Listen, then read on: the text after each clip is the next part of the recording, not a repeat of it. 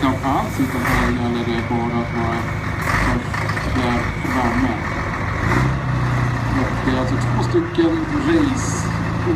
renodlade racebilar ska det heta. Har ingen som helst med gatan att göra, utan här är det enbart.